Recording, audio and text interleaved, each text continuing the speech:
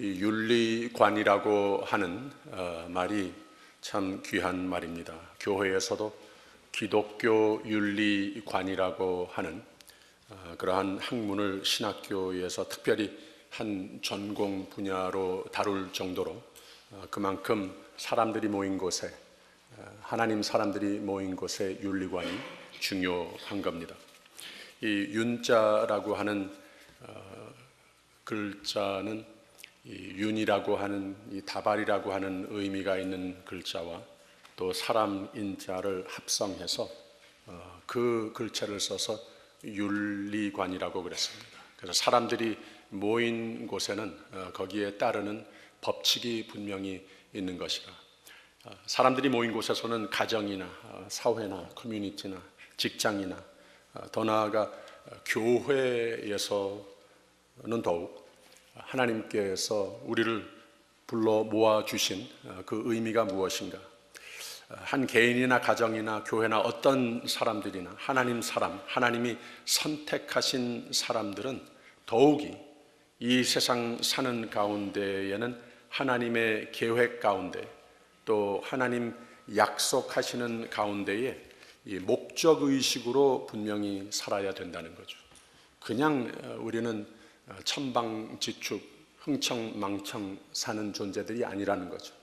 하나님의 형상대로 큰 뜻이 있으셔서 우리를 부르시고 생명 주시고 이 세대에 살게 축복을 해주셨다는 겁니다.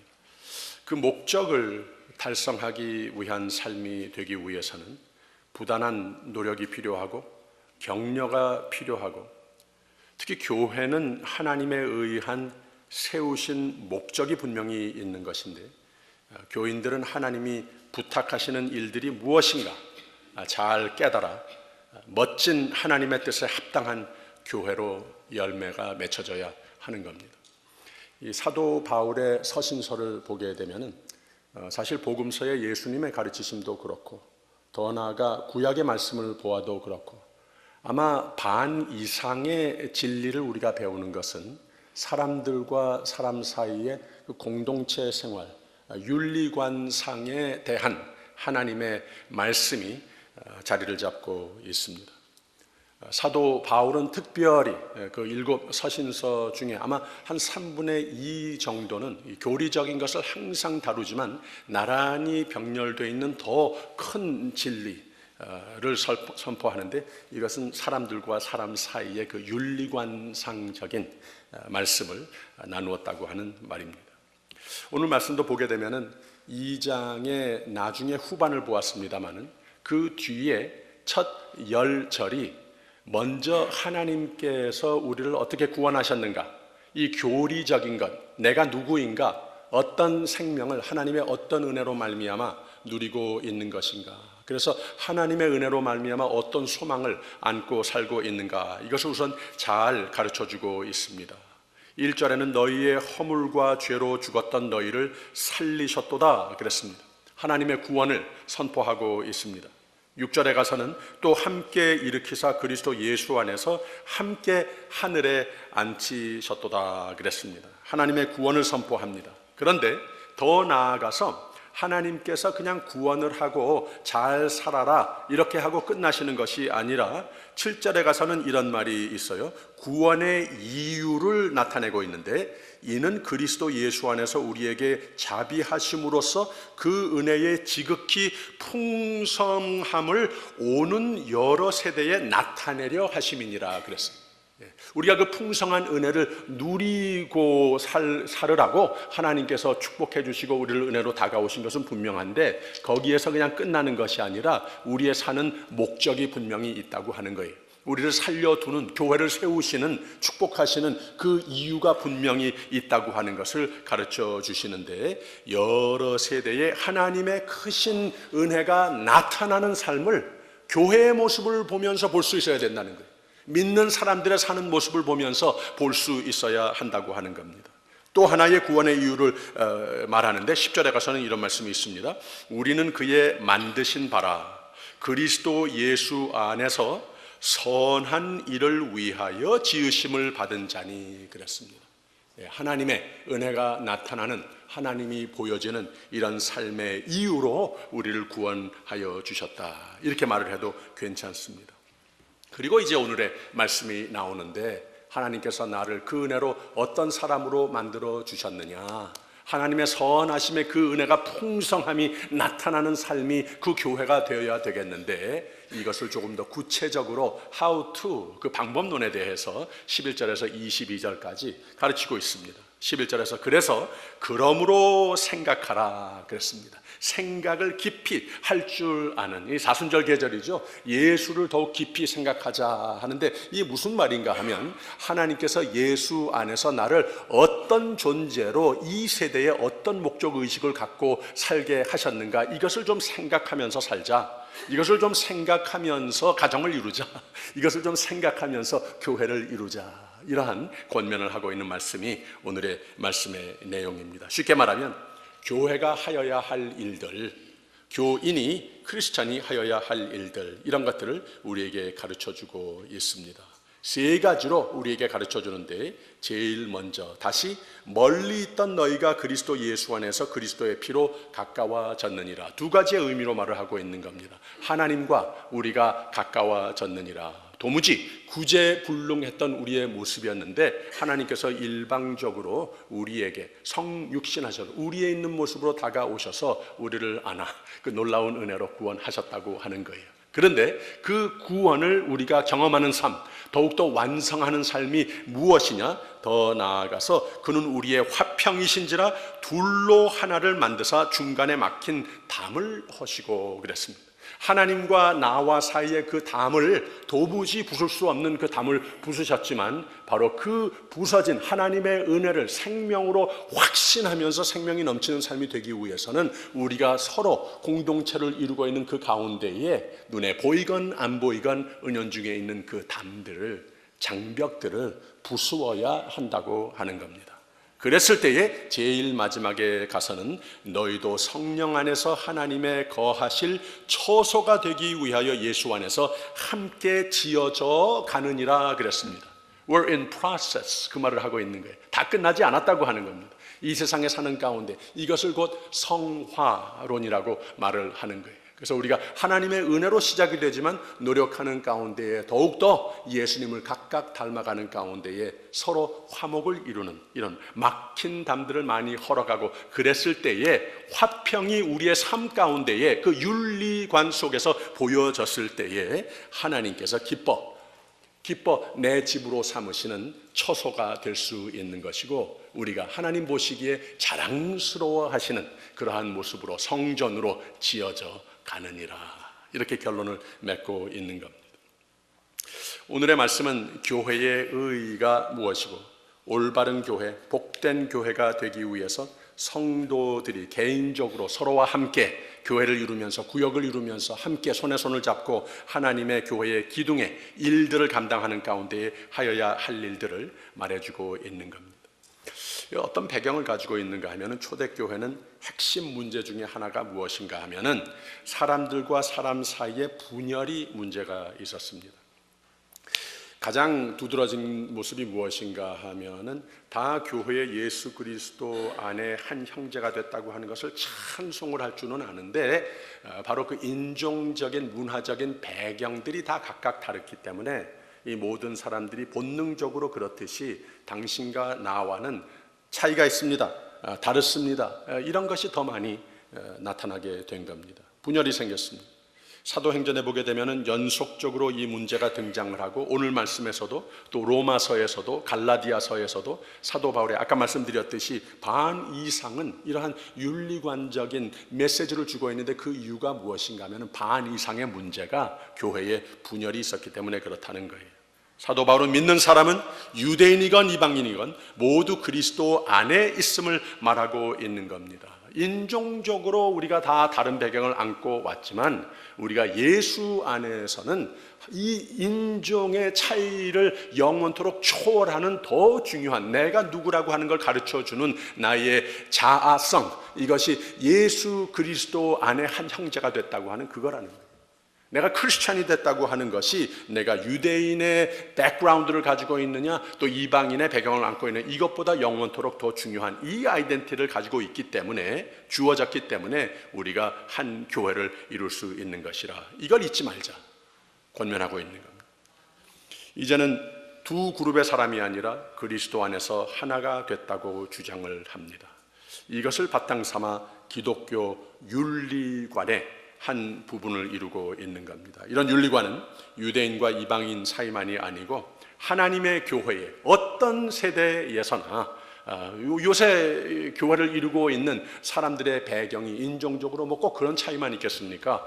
인종적인 차이도 있을 수 있겠습니다만 문화적인 배경, 언어적인 배경, 또 우리의 직업, 또 지금까지 신앙생활 해왔던 그 발걸음, 이 모든 것을 보았을 때 같은 한 이민교회를 이루고 있는 교인들의 구성이지만 우리의 각각 아주 특수한 배경들을 다 안고 있다고 하는 거예요. 그래서 이 사람의 본능이 쉽게 나와 다른 사람들, 이 문화적인, 인종적, 사회적, 종교적 또 경제, 사회, 계층상 이런 스테레오타입을 많이 하지 않습니까? 이렇게 본능적으로 구분을 합니다. 당신과 나와의 공통점을 누구를 만나게 되면 찾아서 우리 같습니다 이런 말을 좀 하면 좋겠는데 사람들의 본능이 그게 아니고 서로와 다른 것 이런 것을 많이 하고서는 예를 좀 들면은 이 지역 감정이라고 하는 그런 말도 하지 않습니까? 뭐 다 좋은 면도 있습니다만은 좀 부정적인 차원에서 그런 소리를 많이 듣는 것 같아요. 그 사람 어디 사람이라서 그래? 뭐 이런 표현을 한다든지 이게 다 사실 하나님의 뜻에서는 많이 벗어난. 그리고 내가 남보다 더 낫다. 우리 다르다 하고 그만두는 것이 아니라 다르다 한 다음에는 한 스텝 더 나간다고 하는 거예요. 내가 더 낫다 생각을 쉽게 합니다. 근데 하나님의 눈에는 다 똑같다고 하는 거예요. 다 똑같이 하나님의 사랑의 대상이라고 하는 것은 나도 알고 또 어려운 가운데에 내 주 안의 형제들이 이것을 잠시 잊어버린다면 내가 가서 할 말은 당신은 나와 달라서 그래 이렇게 책망할 것이 아니라 하나님의 사랑의 리마인더를 해주는 이런 아름다운 윤리관상, 아름다운 예수 그리스도의 몸을 이루는 교회가 되어야 한다고 하는 거죠. 하나님의 눈으로는 모두가 구원이 필요한 존재라고 하는 것 이미 말씀 나누었습니다. 1절에 너희의 허물과 죄로 죽었던 너희를 살리셨도다 그랬습니다. 6절에 가서는 또 함께 일으켜서 그리스도 예수 안에서 함께 하늘에 앉히시니 그랬습니다. 하나님의 사랑, 하나님의 은혜, 나한테 내가 보는 사람에게나 어떤 사람에게나 다 똑같다고 하는 겁니다. 그런데 우리는 이걸 쉽게 잊어버린다는 거예요. 어떻게 이런 것을 잊어버릴 수 있겠는가? 그런데도 잊어버린다고 하는 거예요. 교회에서만큼은 안 그래야 될 것 같은데 교회에서도 그렇게 잊어버린다는 거예요. 하나님이 각각 다른 배경의 성도들 우리 교회로 인도하셨습니다. 그런데 우리에게 동시에 주어진 복된 교회가 되기 위한 과제가 분명히 있는데 이것이 무엇이냐? 하나님의 뜻을 함께 격려하며 이루는 것이라고 하는 거예요. 오늘 말씀은 하나님이 어떻게 모든 배경을 안고 온 사람들을 그리스도 안에서 하나로 모으시는가 이런 진리를 보여주고 있습니다. 이 교회 안에 인종적 유대인 이방인 예를 들면서 이 기본 그리스도인의 윤리관 교회는 다양한 사람들이 모였는데 어떻게 우리가 하나가 될 수 있겠는가?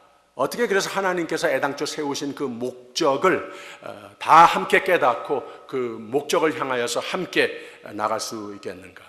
우선 우리가 깨달아야 할 것은 그리스도의 보혈로 하나가 된 것이라. 이것을 우리가 기억을 할 필요가 있습니다. 다른 게 아닙니다. 김성수 목사 때문에도 아니고 우리 교회의 기둥이 되어야 할 직분자들 때문에도 아니고 이 지리적인 로케이션 때문에도 아니고 이것은 분명히 예수 그리스도의 보혈로 하나님께서 만세 전부터 뜻하신 바대로 그 목적으로 말미암아 우리가 이 세대에 한 몸을 이루는 교회가 된 것이라. 이것을 우리가 꼭 기억할 필요가 있습니다. 즉 우리가 한 교회를 이루게 됐다고 하는 것은 하나님의 뜻이라고 하는 진리입니다. 우리의 만남은 우연이 아니라고 하는 말입니다. 하나님께서 이만큼 큰 뜻을 품으셨다고 하는 거예요. 오늘 말씀의 11절에 뭐라고 그랬습니까? 그러므로 생각하라. 너희는 그때에 육체로 이방인이요 손으로 육체에 행한 할례당이라 칭하는 자들에게 무할례당이라 칭함을 받는 자들이라 그랬습니다. 그러므로 생각하라 그랬습니다. 바로 이런 이전에 한 말과 연관성을 이루고 있죠. 그 전에는 예수 그리스도 안에서 새 생명을 선포했다고 그랬습니다. 그 다음에는 그랬으면 유대인 이방인 관계도 새로워져야 하는 것을 보여주고 있습니다. 여기에서는 구체적으로 역사적인 배경이 인종적으로 같은 그리스도인이 같은 교회를 이루고 있지만 인종적으로 유대인의 배경을 안고 있는 사람, 그렇지 않은 사람들이 함께 모여 있다고 하는 그 배경을 안고 있는 거기에 향한 메시지이지만 조금 더 보편적인 메시지는 무엇인가 하면은 어느 세대에나 둘러보게 되면 함께 예배드리는 가운데에 우리가 내 옆에 앉아 있는 사람이 굉장히 다른 면들이 많이 배경을 안고 있다고 하는 거예요. 그래서 거기에서 우리가 똑같이 어플라이해야 하는 그러한 지혜를 발견하는 말씀이 된다고 하는 겁니다. 허원무라고 하는 이 사회학 교수가 있으십니다. 근데 이분이 어떤 하나의 사회학적인 현상을 관찰했는가 하면은 phenomenon of mistrust and segregation 이라고 하는 이런 말을 했어요. 사회학적인 현상인데 사람들이 누구를 만났을 때 본능적으로 아까 말씀드렸죠. 나하고 공통점보다는 나하고 다른 점들을 이렇게 만든다고 하는 거예요. 이렇게 그렇게 평가를 한다는 거예요. 그 다음에는 서로를 이렇게 믿지 못하는 하나가 될 수 없는 이런 한 관계로 마음속으로 정하게 된다고 하는 거예요. 그러면 어떻게 됩니까? 그 다음에는 segregation, 서로 분열하는.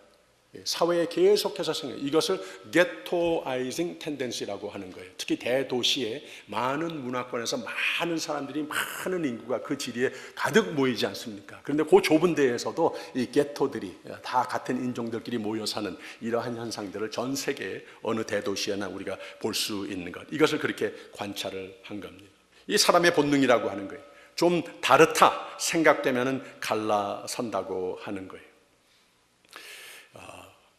최근에 한국에서 이 뉴스를 이렇게 들어보니까 대통령께서 이 정수가 되는 두 분을 초대를 해가지고서는 면담하는 그런 시간을 가졌어요. 근데 저는 한국의 정치에 대해서 잘 모르고 그 내용에 대해서는 그렇게 잘 분석할 만한 잘 모르는데 한 가지는 그 아티클들을 읽으면서 제가 느낀 바가 있었어요. 거기에서 한 분은 두드러지게 잘 만났다 하면서 여기에서 그냥 이 대통령이 잘못하는 것을 그냥 막 조목조목 적어가지고 와서 지적을 하는 요 기회에 요 짧은 시간에 이것을 하고 가겠다 이렇게 하고, 다른 사람은 별로 말이 그렇게 많지도 않고 그 내용에 대해서 그렇게 주고받고 하는데 나도 한 말하다 이런 말 했었는데 이렇게 하지 않고 여기에서 오히려 피스메이커로서 중재 역할을 하는 이러한 모습이 보도되는 것을 읽어보았을 때에 저 같은 사람이 국민들이 어떻게 받아들이게 되겠는가, 교회의 리더십을 바라보면서 무엇을 바라보게 되겠는가, 이런 후자의 모습이 아니겠는가.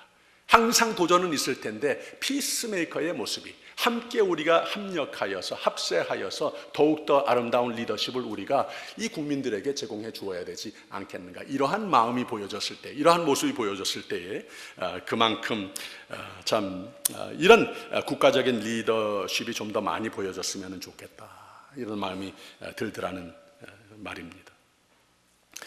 이렇게 두 가지의 서로의 분열 상태에 있는 초대 교회의 상황을 향해서 서로 분열되면 하나님과 각각 분열될 수밖에 없는 것이라. 지난주에 말씀드린 대로 우리가 예수 그리스도께 각각 붙어 살게 되면은 하나님과 한 분밖에 안 계신 하나님과 우리가 모두 각각 하나가 됐으면 서로도 자연적으로 하나가 될 수밖에 없지 않느냐, 이런 이론을 얘기를 하지 않았습니까? 근데 그 반대도 말이 맞는다고 하는 거예요. 하나님의 사람이라고 그랬으면은 우리가 하나가 되지 못하고 서로의 다른 점만 자꾸 캐내가지고서는 말이죠, 자꾸 미스트러스트하고 자꾸 분열되고 나누고 그러다 보면은 우리도 모르는 사이에 우리가 각각 하나님과도 분열된 상태가 될 수도 있다고 하는 거예요. 그래서 교회가 세상에 보여질 수 있는 그 빛의 기능을 아예 잊어버리는 그러한 모습도 많이 본의 아니게 교회의 모습들을 통하여서 보여지고 있다고 하는 말입니다. 뭐 정치계의 당파 싸움 같은 것은 늘 있을 수 있겠습니다만은 교회가 수백 년 전에 미국에서 이 장로교단이 시작이 됐을 때에는 한 교회였습니다. 한 교단이었습니다. 장로교. 그런데 오늘까지 미국의 장로교단이 거기서 갈라진 그 모든 그 교파가 다른 교단은 빼놓고 교단이 몇 개가 있는가 하면은 40교단이 있습니다. 그런데 한국은 25년 전에 미국에서 장로교회가 생긴 100년 이상이 된 다음에 바로 미국에 아직 한 장로교회였을 때에 한국에 복음을 들어가서 세워진 그 장로교회가 이미 25년 전에 40개 장로교회가 있었어요. 장로교단이. 그런데 오늘은 한국의 장로교단이 몇 개가 있는 줄 아십니까? 300개가 넘습니다. 300개가. 그렇게 사람들이 얼마나 참 역설적입니까? 이 사회의 정치계를 비롯해서 모든 사람들이 자꾸 다른 것을 들추어내서 갈라지는 이런 것보다 몇십 배 이상으로서 교회 안에서는 빨리 이런 것을 통해서도 하나님께서는 선을 이루시고 물론 하나님 나라 확장하시는 그런 일도 있습니다만은 이것을 우리가 생각해 볼 필요가 있다는 거죠. 유대인들은 그들의 언약이 유전적으로 대대로 이어지는 것으로 믿었기 때문에 이방인들은 아브라함의 자손이 아니라고 애당초 믿었었어요. 많은 유대인들은 우리 기독교들을 향해서 이 성경책을 들고 다니는 우리 하나님께 믿고 말씀을 배우고 기도하는 우리의 모습을 보면서 많은 아주 전통주의자, 보수주의자 유대인들은 뭐라고 그러시는 줄 압니까? 당신네들은 왜 우리 하나님을 가지고서 당신들 하나님이라고 그럽니까? 이런 태도로 바라본다는 거예요. 하나님 없다는 거예요. 하나님 사람이 아니라는 거예요. 이렇게 믿는 사람들이 정말로 대놓고 말은 하지 못하지만 교회에 들어와서도 똑같이 하나님의 축복의 대상인 것을 알면서도 마음속으로는 우리가 더 낫다. 같이 나란히 앉아서 예배를 드리고 있지만 사실은 당신은 나같이 하나님을 알고 하나님께서 베풀어 주시는 은혜의 대상자가 되지 못한다. 이런 마음을 가지고 있었다고 하는 거예요. 그러니까 당연히 사도 바울은 지적을 할 수밖에 없는 분열이 교회에서 생겼다고 하는 겁니다. 유대인들은 이방인들이 하나님이 없는 자들이라고 말을 했고 하나님의 모든 은혜의 자격이 없다고 믿었습니다. 그러나 바울은 오늘 13절에서 바로 이것을 들추어내는 겁니다. 이제는 전에 멀리 있던 너희가 그리스도 예수 안에서 그리스도의 피로 가까워졌느니라. 또 14절에 가서는 그는 우리의 화평이신지라 둘로 하나를 만드사 중간에 막힌 담을 허시고 그랬습니다. 사도 바울의 생각은 입술에 열매를 짓는 나 여호와가 말하노라. 이사야 선지자의 말씀대로 먼데 있는 자들에게든지 가까운 데 있는 자들에게든지 평강이 있을지어다 내가 그를 고치리로다 하셨느니라. 그 하나님의 마음을 그대로 헤아려 나와 많이 다른 사람들이 주 앞에서는 다 똑같은 은혜의 대상자라고 하는 말을 하고 싶었었다는 거예요. 다른 데는 모르겠는데 교회만큼은 우리가 나 자신을 서로를 그렇게 여기고 서로를 용납하는 이러한 아름다운 기독교 윤리관이 열매를 맺혀져야 한다는 거죠. 여러분 저를 잘 들어보세요. 그리스도의 사건은 하나님과 멀리 있던 자들로 하여금 하나님의 품, 하나님의 패밀리 안으로 초대를 받은 겁니다. 사도 베드로는 사도행전 2장에 이런 말을 설교했어요. 이 약속은 너희와 너희 자녀와 모든 먼데 사람 곧 주 우리 하나님이 얼마든지 부르시는 자들에게 하신 것이라 그랬어요. 근데 이 복음의 완성이 무엇이냐? 나 혼자가 아니라고 하는 거예요. 그런 거 잘 안 된다고 하는 겁니다. 오늘 세대에도 하나님을 나 혼자서 그냥 믿습니다. 예배 내가 그냥 기본적으로 해야 될 것은 하지만 믿음의 공동체, 이 친교회에 대해서는 너무나도 사람의 부족한 것, 죄스러운 것, 부정한 것 이런 것들을 많이 보기 때문에 그냥 나 혼자 있는 게 낫겠습니다. 전 세계에 다 계속해서 검색하면서 아주 유명한 설교자들 설교 다 듣고 다 그래도 이것은 정말로 하나님께서 우리의 삶 가운데에 이루시고자 하는 그 구원의 완성은 이루지 못한다는 거예요. 우리는 반드시 하나님께서 이 믿음의 공동체, 교회를 통하여서 우리가 더욱더 구원의 완성이 될 수 있는 그 성화 과정을 그 기독교 윤리관 속에서 하나님께서 열매 맺기를 원하신다고 하는 진리를 사도 바울이 설교하고 있는 겁니다. 구원, 하나님의 화해라고 하는 것은 사람의 겉모습, 행위, 거룩 이런 것이 아닙니다. 오직 예수 그리스도의 죽으심으로 그의 피로 말미암아 구속 곧 죄사함을 받았으니 그랬습니다. 그러면 다시 13절에 이제는 전에 멀리 있던 너희가 그리스도 예수 안에서 그리스도의 피로 가까워졌느니라. 16절에 가서는 또 십자가로 이 둘을 한 몸으로 하나님과 화목하게 하려 하심이라 원수된 것을 십자가로 소멸하시고 그랬습니다. 하나님과 막힌 담을 허셨으면 서로와도 막힌 담을 허르라는 말입니다. 이것이 오늘 세대의 미래를 향한 교회의 과제라고 저는 믿습니다. 모두 오직 그리스도의 공로로 하나님과 하나가 돼서, 그래서 모두 주 안에서 형제가 됐다고 하는 거예요. 이것이 하나님의 계획이고 그리스도의 사건이 이룬 완성하신 겁니다. 그런데 이질감이 있을 수밖에 없는 사람들 가운데에 화평을 이루신 그 사역이 바로 십자가의 공로의 큰 의미라고 하는 것을 우리에게 보여주고 있는 겁니다. 사랑과 친목이 가능하지 않았었던 것이 예수 그리스도로 말미암아 이제는 가능해졌습니다. 화평이 가능해졌습니다. 문화, 인종, 성격 차이로 분열이 될 이유가 없는 겁니다. 사람이 자꾸 그렇게 만들어내는 것이지 적이 될 필요가 없다고 하는 거예요. 왜? 하나님의 패밀리의 형제 자매가 되었기 때문에. 이 진리를 기억하면서 교만이라고 하는 것이 있어서는 안 되는 겁니다. 차별 대우라고 하는 것 있어서는 안 되는 겁니다. 오직 사랑, 오직 은혜, 오직 겸손, 모두 내 형제임을 감사로 서로를 섬기는 곳이 곧 교회가 되어야 한다는 거죠. 예루살렘의 성전은 크게 두 부분으로 나누어져 있었습니다. Inner Court라고 하는 이 중심 부분이 있었습니다. 여기는 유대인들만 출입을 할 수 있는 곳으로 만들어졌습니다. 그리고 또 Outer Court라고 하는 부분은 이방인들이 출입을 하지 못하는 부분으로 되어 있었다는 거예요. 그래서 유대인들이 성전에 오려면 와라. 그러나 우리와 똑같이 될 수는 없는 것이다. 그냥 저 바깥쪽에 이렇게 와서 좀 있다가 가라. 이런 정도였었어요. 그리고 더 나아가서 아주 충격적인 게 뭔가 하면 그 inner court 중심 부분하고 유대인들만 들어갈 수 있는 부분하고 outer court 사이에 담을 세워놨었어요. 담을 세워놓고 그 담을 지나는 곳에 팻말을 하나 붙였는데 무엇이라고 써 있는가 하면은 이방인으로서 중심 부분으로 들어오는 사람은 죽임을 당하리라.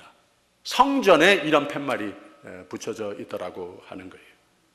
사도 바울의 사도행전에 바울도 바로 이방인을 이 중심 부분으로 데려간 이유로 거룩한 공간을 예수 그리스도로 말미암아 하나님의 사람이 된 당신과 나와 똑같은 사람을 정말 기쁨으로 하나님 앞에 데리고 나왔는데 하나님의 사람들이 성전 안에서 바로 거룩한 곳을 저 사람을 데리고 들어왔기 때문에 더럽혔다고 하는 혐의를 받았습니다. 그래서 아주 물리적인 차이가 옛 성전의 구조 자체에 담이 쌓여져 있었는데 이제는 이것이 없어져야지 된다고 하는 거예요. 없다는 거예요. 교회는 이런 것이 없다는 거예요. 14절 15절에 있는 말씀 보세요. 그는 우리의 화평이신질라 둘로 하나를 만드사 중간에 막힌 담을 어떻게 허시고 원수된 것 곧 의문에 속한 계명의 율법을 자기의 육체로 폐하셨으니 이는 이 둘로 자기의 안에서 한 새 사람을 지어 화평하게 하시고 그랬습니다. 그래서 교회는 사람들을 갈라놓는 담이 없다는 거예요. 어느 교회에 들어가서 그 중간에 사람들의 그 배경을 따라서 담이 지어져 있는 곳 보았습니까? 그러나 이런 피지컬한 모습으로서의 담은 없지만 이것 못지않게 클라임 오버하고 넘어가기 힘든 서로 교제를 불가능하게 하는 이러한 담들이 오늘도 교회에 있단 말이에요. 이런 것들을 향하여서 사도 바울은 바로 담이 이제는 있을 필요가 없는 것입니다. 예수 그리스도의 피로 말미암아 하나님과 우리 사이에 담을 허신 것과 같이 그 구원의 생명이 넘치는 참으로 교회가 참 모두에게 안식처가 되고 천국을 경험하는 곳이 되기 위해서는 있는 모든 담을 우리가 자꾸 헐어야 하는 것이다. 유대인이 특권이 있었다면 율법의 소유자였습니다. 모세를 통하여 준 율법의 기능, 하나님의 백성을 잘 인도하는 것이 하나님의 본 뜻이었는데 바로 이것이 교만의 이유가 된 것이 문제가 됐던 겁니다. 이것을 그리스도인이 된 다음에도 바로 그 교만성을 안고 들어왔다고 하는 거예요. 그래서 유대인들이 율법으로 인하여서 일종의 텃세를 한 거였습니다. 겸손하고 거룩한 민족이 되고 그럼으로써 세상에 하나님의 화평의 증인이 됐어야 했는데 결국은 이기주의적이고 우월주의적이고 바리새파가 상징하는 우리가 가장 의로운 사람들이라고 하는 철학을 낳았습니다. 그래서 크리스천, 교회가 된 뒤에도 상대적으로 성전으로 나중에 들어온 자들에 대해서는 텃세를 하고 그랬다는 거예요. 교회는 어떤 모습으로라도 서로와 막힌 담 같은 것들을 다 무너뜨려야 하는 겁니다.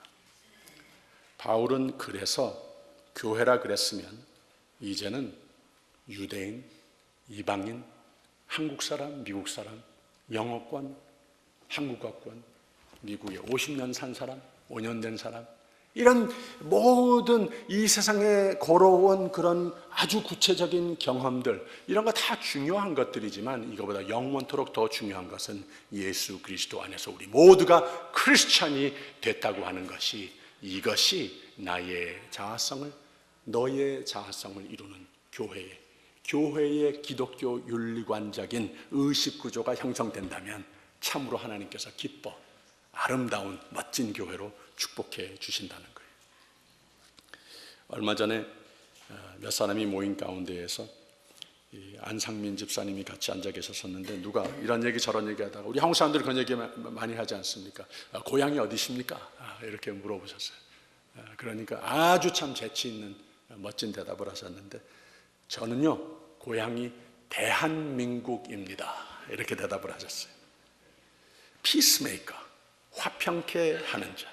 바로 이 방법으로 하나님은 그리스도 안에서 서로 싸우고 담을 쌓는 유대인 이방인들을 하나로 화평케 하시고, 아담 이후로 유대 민족 역사 속에 하나님과 사람 사이에 높아져 간 담을 허시고 사람과 하나님 사이에도 화평을 이루게 하신 겁니다. 교회됨을, 그리스도인이 됨을 한 단어로, 성경으로 한 단어로 표현을 하자면 화평, reconciliation, 화평, 그것뿐은 없다는 겁니다. 하나님은 담을 허물라고 하는데 없던 담까지 쌓기는 왜 자꾸 담을 쌓냐고 하는 거죠. 미국 장로교회의 이 총회의 한 부서의 이름이 Peacemaking and Evangelism Committee라고 하는 부서가 있어요. 근데 원래는 이게 두 부서였습니다. 피스메이킹이라고 하는 것은 교회가 많이 다양해지다 보니까 여기에서 이 서로 화목을 위해서, 화평을 위해서 많이 노력을 하고 연구를 하고 이러한 커미티였습니다. 또 하나는 이벤젤리즘 커미티, 전도하는, 세상의 땅끝까지 이 교단으로서 이런 비전을 가지고 예수님께서 분부하신 대로 이 일을 해야 되지 않겠습니까? 별로 상관없는 두 부서인 것 같은데 이것을 한 총회에서 한 부서로 묶어버렸어요. 그래서 Peacemaking and Evangelism 커미티라고 이름을 바꿨어요. 왜 그랬는가 하면은 이런 교회의 깨달음이 있었다. 왜 전도가 안 되느냐? 교회 안에 하나님과 나와의 도무지 넘어갈 수 없는 그 담을, 높은 담을 예수 안에서 이것을 다 헐으셨는데 바로 이것을 우리가 세상에 증거할 수 있는 방법이 무엇이냐? 이것을 깨달은 사람들이 서로와 교인들 사이에 높이 쌓여져 있는 담이 허물어지는 모습을 우리가 경험을 하고 찬송을 하고 세상에 보여질 수 있어야 된다고 하는 거예요. 이게 보여지게 되면, 담이 허물어지는 것이 보여지게 되면 전도는 저절로 된다는 거죠. 이게 한 가지의 일이라고 하는 것을 의미하기 위해서 Peacemaking and Evangelism Committee라. 전도는 교회가 세상에 빛이 되려면 교회가 화평한 모습을 자꾸 보여주어야 되는 겁니다.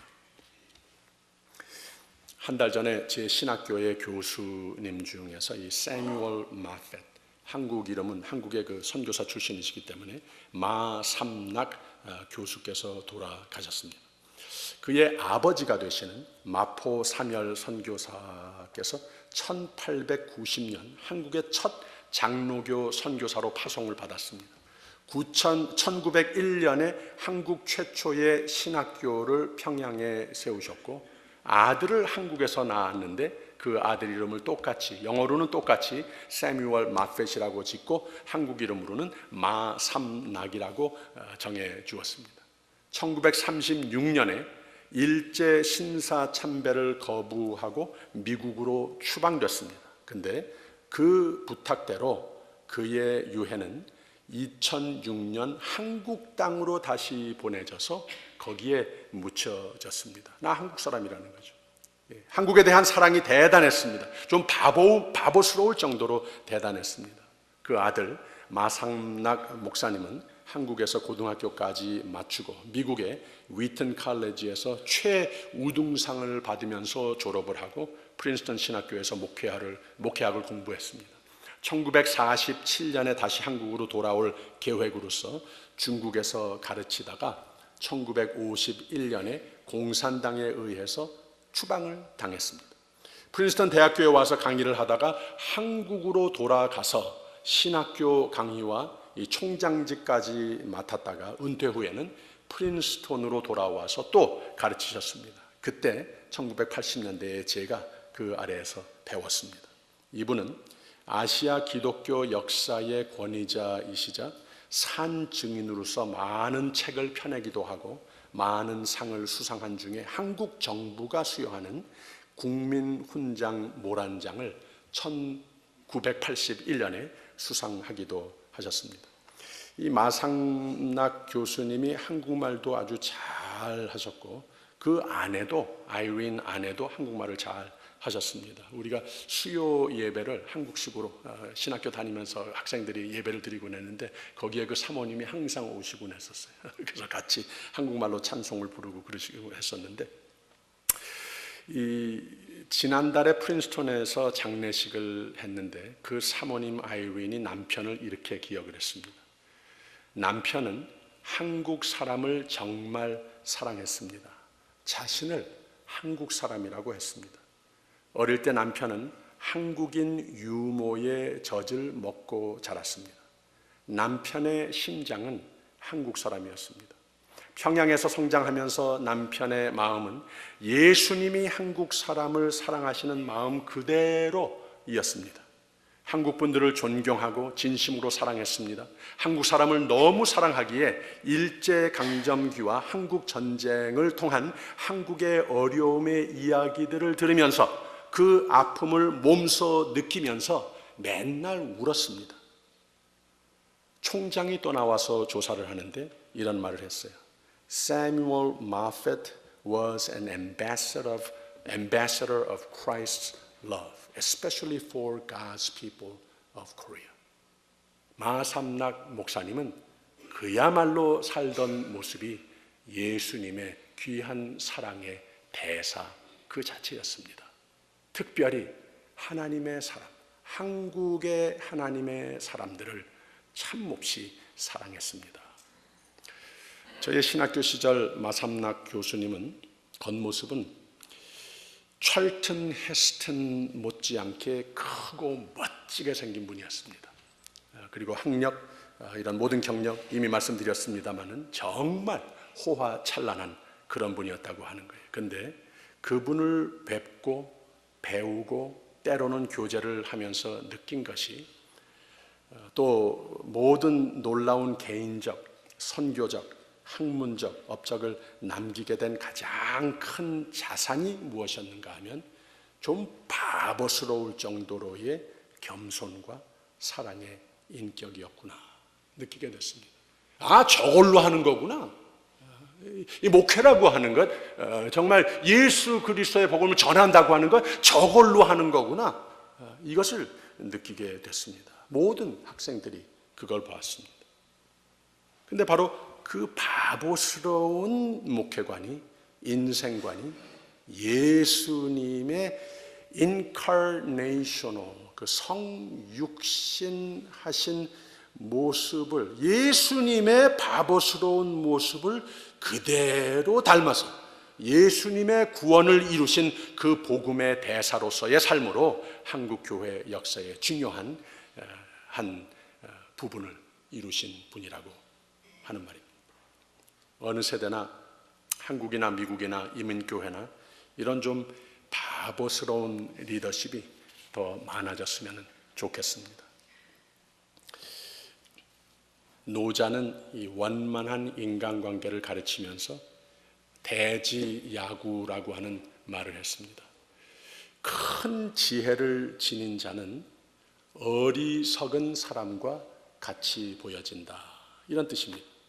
소리가 큰 사람은 그 반대로 그 소리가 잘 안 들리고, 바보스러워도 큰 지혜는 무 위로 돌아서 밑으로 흐르다가 큰 강과 넓은 바다를 이루는 소리 없이 흐르는 물과 같다라고 그랬습니다. 한국의 어느 의사는 환자가 찾아오면 좀 바보가 되십시오, 이렇게 권면을 한답니다. 너무 똑똑하고 너무 예민한 까닭에 많은 병이 생긴다고 하는 말이죠. 좀 어리석게 살아도 괜찮다는 겁니다. 그냥 좀 많이 웃으면서 살아도 괜찮다는 겁니다. 보아도 못 본 채 하고 알아도 모르는 채 살아가는 게 낫다는 겁니다. 이 신경을 좀 끄고 사는 게 낫다는 겁니다. 나중에 뒤돌아보면 다 별로 대수롭지 않은 일들이라고 하는 거죠. 우리는 정말 대단한 것도 아닌데 너무 심각하게 싸울 때가 많습니다. 사랑하는 사이인데도 말 한마디로 속상하게 하고 상처를 주고 받고 밤을 꼬박 새기도 하고 그런다는 거예요. 역설적이지만 현명으로 사는 방법은 바보처럼 사는 것이 옳을 때가 많습니다. 사도 바울도 그대로 고백을 했어요. 나는 그리스도를 위해서 바보입니다. 바보라 그래도 괜찮습니다. 세상적으로 평가하면 예수님도 다 주고 다 당하고 다 속아주고 제자들 가장 가까운, 나 죽기까지 예수 다 도망가도 나는 안다, 이 수제자마저도 다 배신하고 도망간, 십자가에 못 박혀 돌아가시는 그 처절한 모습, 성경이 다 기록하고 있는데, 이 세상적인 차원에서 평가를 해본다면은 그게 무슨, 예수님께서 다 이루었도다, 다 이루었다. 이루긴 뭘 다 이루었습니까? 그야말로 실패 중에 실패이죠. 바보스럽죠. 그런데 바로 이 실패자, 좀 바보스러운 방법들을 택하셔서 온 인류 역사상 가장 위대한 사람들이 이루지 못한 온 인류의 하나님과 화평을 이루신 온 인류의 구세주가 되신 것 아닙니까? 예수님도 사도 바울도 무슨 인생 신조인가? 사랑을 위해서라면 바보라도 좋다, 이겁니다. 여러분, 저나 여러분이나 모두 바보가 되십시다. 옆에 있는 분들에게 다시 한번 인사하세요. 저 바보입니다. 한번 인사해 보세요. 저 바보입니다. 그리고 사랑합니다도 하세요. 그저 그거밖에 모릅니다. 교회는 믿음, 소망, 사랑 다 중요한데 그 중에 제일은 사랑이라. 이게 곧 예수 안에서 하나님의 우리에게 향한, 교회에게 향한, 교회에서 보고 싶어 하시는 마음이라는 것. 하나님은 큰 뜻이 있으셔서 더욱 복되고도 멋진 교회를 계획하시는 가운데에 여러분들 한 분 한 분을 귀하신 인재로 불러 모으셨습니다. 오늘은 다시 한번 기독교 윤리관에 대한 말씀을 나누었는데, 이제 우리 모두 하나님 앞에 더욱 헌신된 마음과 모습으로, 우리 모두 서로에게 사랑과 배려의 마음과 모습으로 이렇게 생각하라 그랬습니다. 이 거룩하신 하나님의 성전이 지어져가는 가운데에 꼭 필요한 제목들을 다 함께, 다 한 마음과 한 뜻으로 동원해 보십시다. 바로 그 제목이 무엇인가? 사도 바울은 고린도의 교회에 편지를 보낼 때 이런 말을 남겼습니다.